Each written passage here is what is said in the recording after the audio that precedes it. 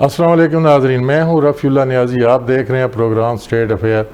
ناظرین، آج ہمارے دو ٹاپک ہیں۔ پہلا ٹاپک ہے مولانا فضل الرحمان نے جس طرح شہدائے پاکستان کے بارے میں ایک سٹیٹمنٹ دے کر ایک نیا پنڈورا باکس کھول دیا ہے، اور دوسرا ہم جو ہے وہی آبنائے ہرمز کی جو سچویشن ہے ایران اور امریکہ کے درمیان، جو ایک جنگ کی لہر جو شروع ہو چکی ہے، ہم اس کو بھی ڈسکس کریں گے کہ یہ آخر امریکہ اور ایران کیا چاہتے ہیں۔ پوری دنیا کو ایک دفعہ پھر جو ہے اکنومیکلی جو ہے نا وہ ایک دلدل میں دھکیلا جا رہا ہے، جس طرح کہ یہ ایم او یو سائن سے پہلے جو سچویشن تھی یہ اس کی پیٹرول کی سپلائی چین کی، میں دیکھ رہا ہوں کہ پھر یہ اسی ڈگر پہ جا رہی ہے، اور اللہ نہ کرے کہ اس سے پورے دنیا کے جو آئل پرائسز ہے وہ ایک دم جو ہے نا وہ سرج کریں گے۔ اس سے جو ہے نا جو غریب ملک کنٹری ہیں جیسے تھرڈ ورلڈ کنٹری ہے، سب سے زیادہ یہ اس کی معیشت کو جو ہے نقصان پہنچے گا۔ دیکھیں ناظرین، میں یہ سمجھتا ہوں کہ مسلح افواج نو ڈاؤٹ ہماری نہ صرف جان و مال کی حفاظت ہے بلکہ ہماری نظریاتی اور قومی سرحدوں کے محافظ بھی ہیں۔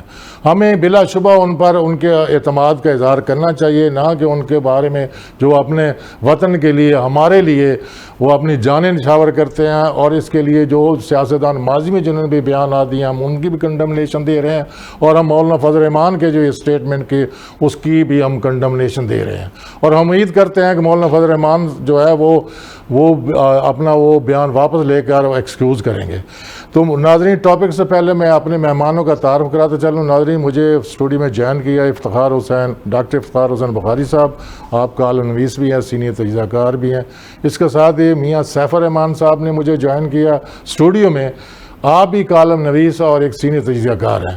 تو سب سے پہلے ناظرین میں جاؤں گا افتخار حسین بخاری صاحب کے پاس۔ بخاری صاحب، یہ مولانا فضل الرحمان کی جو سٹیٹمنٹ آئی ہے غالباً قصور میں ایک انہوں نے جلسہ سے خطاب کرتے یہ جو بیان دیا ہے، آپ اس کے بارے میں کیا کہتے ہیں؟ دیکھیں جی، یہ تو اس کا پورا ایک ہسٹوریکل پرسپیکٹیو ہے۔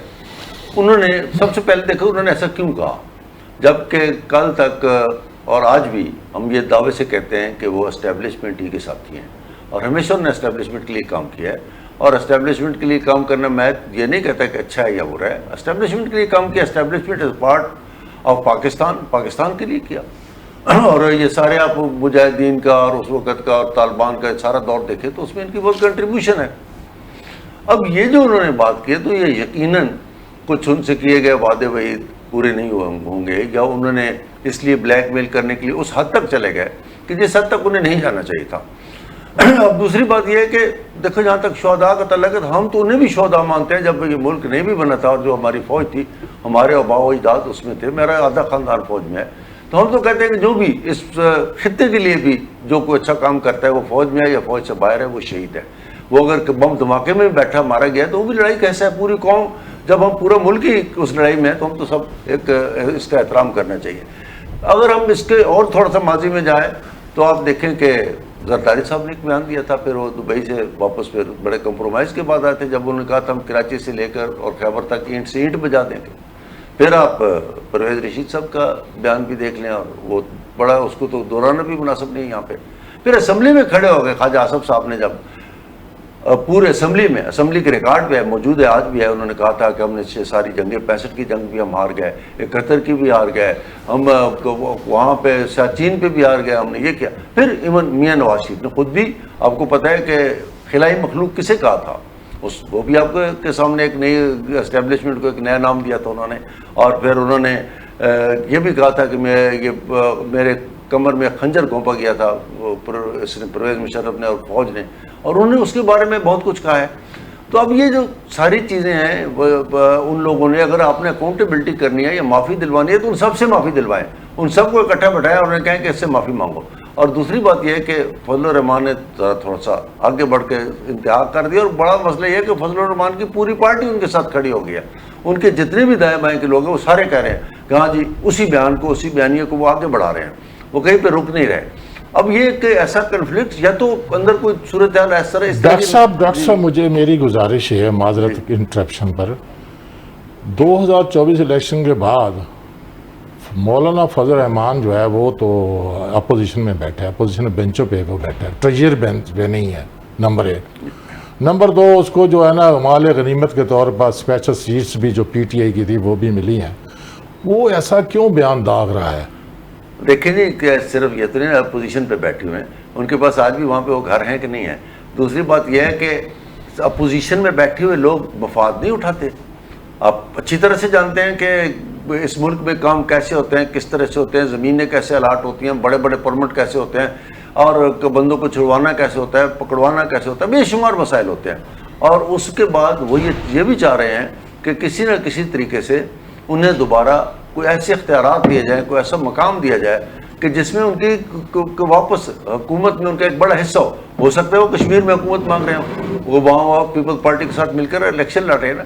ہو سکتا ہے انہوں نے اس سے گلا ہو کے لوگوں کو اتنی سیٹیں دی اور مجھے اتنی سیٹیں کیوں نہیں دی. ہو سکتا ہے ان سیٹوں کی وجہ سے وہ کر رہے ہیں. ان کے اندر کی یہ چیزیں تو باہر آ جائیں گی نا، سوشل میڈیا پہ تو کم از کم باہر آ جاتی ہیں. یہ چیزیں رکتی تو نہیں ہیں جب کوئی نجی محفل میں بھی بات کرتا ہے کہ ہم نے یہ کیوں کیا یا کیسے کیا. لیکن آپ یہ نوٹ کر لیں تھوڑے دنوں بعد ان کا اپنا بیانیہ اسٹیبلشمنٹ کے حق میں بدل جائے گا. آپ بھی سن لیں، میں دعوے سے کہتا ہوں یہ کل پھر اسٹیبلشمنٹ کے ساتھ کھڑے ہوں گے. انہوں نے آج تک زندگی میں جو کچھ کیا ہے، جو ان لوگوں کی فائلیں ہیں، اسٹیبلشمنٹ کے سامنے کھڑے نہیں ہو سکتے. جی خود بہت واپس ہے. جی میاں سیف الرحمان صاحب، جس طرح ڈاکٹر فخار حسین بخاری کافی اچھا تجزیہ دیا ماشاءاللہ، ویری کمپریہنسو. انہوں نے کہا کہ یہ پھر واپس یعنی back to the pavilion U turn لیں گے. واقعی یو ٹرن لیں گے؟ یہ مجھے بھی لگتا ہے. اچھا، وہ وجہ کہ وہ ٹریک ریکارڈ ہے. بھی ایک بڑی اچھی بات کی میرے بھائی نے، وہ کہ اپوزیشن میں بھی بیٹھے ہوئے لوگ، ان کے سب کام چل رہے ہوتے ہیں. مجھے ذوالفقار علی بھٹو کا دور یاد آ رہا ہے کہ ان کے والد صاحب، والد محترم مولانا مفتی محمود بھی اپوزیشن کے بڑے اسٹرانگ لیڈر تھے، بلکہ پی این اے کے سربراہ اور تھے. ذوالفقار علی بھٹو صاحب کا جب وہ زوال ہوا اور پھر بہت سا ریکارڈ اندر سے ریکور کیا گیا، اور اس ریکارڈ میں سب سے زیادہ جو سفارشی پرچیاں تھیں جن میں یہ ساری چیزیں تھیں جس طرح افتخار صاحب نے بتایا، وہ سب سے زیادہ مولانا صاحب کی تھی. نہیں میاں صاحب، وہ اس یعنی وقت سی ایم نہیں تھے. نہیں، یہ میں اپوزیشن میں بھی جب تھے تب کی میں بات کر رہا ہوں. یعنی کہ اس دور میں بھی میں یہ کہہ رہا ہوں کہ یہ کام ایسے ہوتے آ رہے ہیں. ہمارے ہاں جو چیزیں بظاہر دکھائی دے رہی ہوتی ہیں، اندر سے کوئی they are different from what they appear to be. تو یہ بات ہے کہ جو ٹریک ریکارڈ ہے مولانا کا، کہ وہ کافی حد تک میرا ذاتی خیال ہے کہ ان کے بارے میں یہ کہہ دینا کہ وہ اینٹی اسٹیبلشمنٹ ہے، یہ میرا خیال مناسب نہیں ہوگا. کیونکہ وہ اینٹی اسٹیبلشمنٹ نہیں ہے. کہ اگر کبھی انہوں نے کوئی جلوس نکالا، کبھی کوئی اسٹیٹمنٹ دے دی، کبھی اگر سو کالڈ جسے ہم کہہ رہے ہیں ٹیررسٹ کی حمایت کر دی، تو وہ میرا نہیں ذاتی خیال ایک خاص لیول سے آگے جاتے ہیں. ہاں اس مرتبہ ضرور ہے کہ اب تاثر یہی مل رہا ہے کہ شاید وہ بالکل ہی 180 ڈگریز کوئی وہ یو ٹرن لے چکے ہیں، لیکن ایسا نہیں دکھائی دے رہا. کیونکہ مجھے لگتا ہے کیونکہ اسٹیبلشمنٹ بھی جو ہے وہ ٹریک 1 ٹریک 2 ٹریک 3 اس طرح کے معاملات کرتی رہتی ہے ایسے تمام لیڈرز کے ساتھ. مجھے خود یاد پڑتا ہے کہ جیسے اب یہ کے پی کے کا علاقہ لے لیں، تو مجھے وہاں پہ 11 کور کے 2 کمانڈرز کے ساتھ ملنے کا اتفاق ہوا، جنرل خالد ربانی اور جنرل آصف یاسین. اور میں نے دیکھا کہ وہاں ہر طرح کے لوگ، ہر اسکول آف تھاٹ کے، پولیٹیشنز، نان پولیٹیشنز، ان کے ساتھ باقاعدہ ان کے پارلیز ہوتی رہتی ہیں جن میں ان کا نقطہ نظر بھی سنا جاتا ہے. ظاہر ہے ملک جو بھی ڈرائیونگ سیٹ پہ کسی ملک میں قوت بیٹھی ہوگی، بھلے وہ اسٹیبلشمنٹ ہو، بھلے اسٹیبلشمنٹ کے زیر کنٹرول ایک سویلین حکومت ہو، وہ نظام تو اسی نے چلانا ہے، فائنل اوپینین اسی کی ہوگی. لیکن یہ نہیں ہوتا کہ جو لوگ دیگر سٹیک ہولڈرز ہیں وہ بالکل ہی ان کی نفی ہو جائے. وہ کسی نہ کسی شکل میں اسرٹ کرتے رہتے ہیں اور ان کا وجود جو ہے وہ قائم رہتا ہے. مولانا کا مجھے لگتا ہے یہ بات کافی حد تک ڈاکٹر صاحب کی میں ایگری کرتا ہوں کہ کوئی ریکنسیلیشن ہو جائے گی اگلے چند روز میں.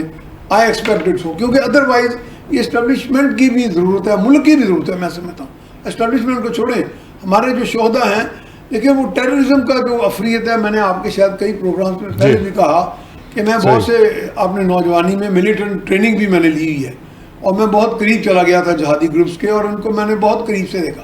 اندر اتنا گند ہے کہ میں اس کو جتنا بیان کرتا جاؤں گا وہ نہ تو کوئی تلسم ہوشربا کی سٹوری لگے گی، اور اس میں عورتوں کا بھی لالچ، اس میں تحریص، اس میں پیسہ بھی، اس میں ایمان اسلام کی کوئی ردی بھر کوئی چیز نہیں ہے. یہ میں بالکل قریب سے دیکھ کے کہتا ہوں. اور اگر کوئی ان کو سپورٹ کرتا ہے ایز اگینسٹ دی شہداء آف پاکستان، تو اس کو ہمیں کنڈیم کرنا چاہیے. جی ٹھیک ہے. میں مجھے ٹیلی فون لائن پہ جوائن کیا میاں حبیب صاحب, آپ سینئر تجزیہ کار بھی ہیں. میاں حبیب صاحب مجھے سن پا رہے ہیں آپ؟ میاں حبیب صاحب جی میں سن رہا ہوں جی. اچھا سر, جس طرح میاں سیف الرحمان صاحب اور افتخار حسین بخاری صاحب نے ابھی بیان کیا کہ مولانا فضل الرحمان بہت جلدی وہ یو ٹرن لے کر وہ اسٹیبلشمنٹ کے ہی امبریلے کے نیچے میں آ جائیں گے, آپ کیسے دیکھتے ہیں؟ نیل صاحب اصل میں بات یہ ہے کہ مولانا فضل الرحمان کا ٹریک ریکارڈ ہے کہ وہ ہر حکومت پر پہلے اسی طرح کا دباؤ کریٹ کرتے ہیں, ان کو بلیک میل کرتے ہیں اور پھر کہیں نہ کہیں مکمکہ کر کے جو ہے وہ سب اچھا کر دیتے ہیں. تو لیکن مولانا کی ایک کوالٹی یہ ہے کہ ان کے پاس دلائل بڑے زبردست ہوتے ہیں. وہ ان سے کسی کے حق میں دلائل دلوا لیں, آپ کسی کی مخالفت کروا لیں, کوئی موو چلوا لیں, لیکن انتہائی بدقسمتی یہ ہے کہ ہماری تمام سیاسی جماعتیں بھی اور فیصلہ کن طاقتیں بھی جو ہیں وہ مولانا کی مرضی کے مطابق جو ہے ان کو اکاموڈیٹ کرنا شاید ان کی مجبوری ہوتا ہے. لیکن اصل میں اب انتہا یہ ہے کہ اس حد تک جا کے جو ہے نا وہ میرا نہیں خیال کہ نہ مولانا فضل الرحمان جیسے بندے کو زیب دیتا ہے. آپ سیاستدان بھی ہیں, اس ملک کے اسٹیک ہولڈر بھی ہیں, آپ بہت ساری چیزوں کے جو ہے وہ وارث بھی بنتے ہیں. تو پھر اس میں جو ہے میرا نہیں خیال کہ ملک کے دفاع کے ساتھ تو کھلواڑ کرنا کسی میاں صاحب کیا یہ قومی جذبوں اور وطن عزیز پر جام شاد نوش کرنے والوں پر یہ کاری ضرب نہیں لگائی مولانا فضل الرحمان نے؟ میں سمجھتا ہوں کہ یہ شہداء کے ورثاء کے زخموں پر نمک پاشی کی گئی ہے. یہ کوئی چھوٹا معاملہ نہیں ہے, یہ بہت سنگین معاملہ ہے. آپ اپنی سیاست کریں, آپ تنقید بھی کریں, لیکن کم از کم ایسے سینسٹیو معاملات کو تو اپنے لیے استعمال نہ کریں. آپ شہداء کے ساتھ تو کھلواڑ نہ کریں جو جنہوں نے اپنی جانیں قربان کی ہیں اس ملک کے لیے. اور خاص کر کے اس کی ٹائمنگ بڑی اہم ہے نیری صاحب. اس وقت ہے جب پورے ملک میں دہشت گردی کے خلاف ایک آپریشن جاری ہے اور یہ دہشت گردوں نے پاکستان کے خلاف ایک جنگ شروع کر رکھی ہے. اس وقت میں اس سینسٹیو ایرا میں آپ اس قسم کی باتیں کریں گے تو یہ قوم کو ڈیمورلائز کرنے کی بات ہے. کہ آپ فوجی جوانوں کو جو ہے وہ ان کا مورال ڈاؤن کرنے کی کوشش کر رہے ہیں. آپ فورسز جو ہیں قانون نافذ کرنے والے ادارے ہیں ان کے اہلکاروں کو ڈیمورلائز کر رہے ہیں. آپ محب وطن لوگ جو ہیں جو اس کے خاتمے کے لیے اپنے طور پر کام کر رہے ہیں آپ ان کو ڈیمورلائز کر رہے ہیں. یہ کس قسم کی سیاست ہے یا کس قسم کی خدمت ہے؟ میری سمجھ سے تو یہ بالا تر ہے. تو اور خاص کر کے مولانا کے بعد اور بھی کر سکتے تھے لیکن انہوں نے نہ جانے کوئی نہ. اور یہ بھی بڑی سوچنے والی بات ہے, شاید انڈیا کا بارڈر قریب ہے اس وجہ سے یہ قصور میں انہوں نے ایسی تقریر کی ہے. بہت ساری چیزیں ہیں ان میں تحقیق کی بھی ضرورت ہے. لیکن میں مولانا صاحب کو کم از کم اس پر اب انہوں نے ایک بات کر کے اس کے بعد خاموشی اختیار کر دی ہے. وہ شاید اس کو انجوائے کر رہے ہیں یا اس کا وہ جو ہے رد عمل جو ہے. میاں صاحب کیا وہ اینٹی اسٹیبلشمنٹ نیریٹو تو نہیں اٹھا رہے؟ دیکھیں اصل میں بہت ساری چیزیں ہوتی ہیں. کچھ اندرون ملک ضرورتیں ہوتی ہیں, کچھ بیرون ملک سے اشارے ہوتے ہیں. اب ہماری سمجھ سے بالا تر ہے کہ مولانا صاحب کو کہاں سے اشارہ ملا ہے, یا انہوں نے اپنی اختراع ڈھونڈی ہے کسی کو تنگ کرنے کے لیے یا کسی کو اپنی طرف متوجہ کرنے کے لیے کہ مجھے کیوں نہیں پوچھا جا رہا. یہ بھی ہو سکتا ہے. تو لیکن اصل بات جو ہے نا اس پہ میرا خیال ہے کہ کسی قسم کا کمپرومائز کرنے کی ضرورت نہیں. اس پر مولانا صاحب سے وضاحت طلب کرنی چاہیے کہ آپ نے کس کنسنٹ میں یہ بات کی ہے. آپ اس پر جو ہے وضاحت کریں, یا اس پر جو ہے ان کو چارج کرنا چاہیے. پتہ نہیں پنجاب حکومت سوئی ہوئی ہے, یہ بات اگر کوئی اور کہہ دیتا تو पंजाब में तो कोई चिड़िया पर मार नहीं सकती, तो एक तो मौलाना साहब को साहब में जो है वो वहाँ जलसा करने की ये तो अकाब बहुत, ये अकाब जो है ना जागों के तसर्रुफ में, ये अकाबी जो है ना ये एक असाल्ट है। बहरहाल मैं हबीब मियाँ हबीब साहब मैं आता हूँ आपकी तरफ। मैं ज़रा डॉक्टर इफ्तिखार हुसैन बुखारी साहब के पास जाऊँगा। डॉक्टर साहब, जिस तरह मियाँ हबीब साहब कह रहे हैं कि वाकई हम एक दहशतगर्दी जंग लड़ रहे हैं, हमारे पास 3 महाज हैं। एक मिलिटेंसी है बलूचिस्तान के अंदर, जो बलोच मिलिटेंसी जिस तरह BLA, बल्कि उसमें सुना है कि 15-20 ग्रुप हैं, वो सारे वो यूनाइट हो गए हैं। इसी तरह जो सॉइल ऑफ अफगानिस्तान वो भी इस्तेमाल हो रही है, इम्पोर्ट भी हो रही है, हम जो टेररिज्म इम्पोर्ट हो रही है। इंडिया भी जो है ना वो भी वो दे रहे फितनतुल हिंदुस्तान, वो इंडिया की प्रॉक्सी है। तो ये सर इस मौके पर जबकि एक नेशनल अज़म के साथ, यानी कि एक शोबान ऑपरेशन फितनतुल हिंदुस्तान, ये सारे जारी हैं, तो इस तरह का जो बयान दे के मेरा ख्याल है कि हमारी कौमी वहदत और हमारे जज्बों पे क्या उन्होंने उसकी तौहीन नहीं की मौलाना फजल रहमान ने? अच्छा जी, अब यह जो एक बड़ा रियासत के 4-5 जो लफ्ज़ है ना, दहशत गर्दी और मुल्क को ख़तरा और तक़रीब कारी और गैर मुल्की एजेंट, ये चले देखें क्या मुक्ति बानी की दहशत गर्दी नहीं थी? फिर वो उसका क्या नतीजा हुआ? हमने चीज़ों को क्यों कंट्रोल नहीं किया? अच्छा, उसको हम छोड़ देते हैं, वो ज़्यादा कंट्रोवर्स्टिक हो जाएगा। 1985 से लेके अभी तक 40 साल से ऊपर हो गए हैं, क्या हम दहशत गर्दी को फेस नहीं कर रहे? क्या हथौड़ा ग्रुप नहीं आया था यहाँ पे? आपको याद हो, सारे अखबारों की सुर्खी बनता था। क्या ये बम धमाके नहीं होते थे? कितना अरसा तक होते रहे, कितने लोग ये इछरे में, कितने सैकड़ों लोग मारे गए थे यहाँ पे लाहौर में भी। क्या फिरका वाराना तशद्दुद में सेक्टेरियन टेररिज्म भी आया था? आप ठीक कह रहे हैं। क्या अभी ये कल तक जो मुख्तलिफ तरीके हैं, कोई लब्बैक की शक्ल में, ये क्या कराची में एक मुद्दत तक लिसानी फसादात में लोगों को मारे नहीं जाते रहे? उसकी मैं क्या डिटेल में जाऊं? तो क्या आज तक आपने इन 40 सालों में किसी को पकड़ के नंगा किया कि ये कर रहा है, इसको सजा दे दें? इंडिविजुअल तो किसी एक आदमी इनफरादी तौर पे तो नहीं कोई हथौड़ा लेकर फिर रहा, न कोई एक आदमी कोई इनफरादी तौर पे कोई फिरका वाराना फैला।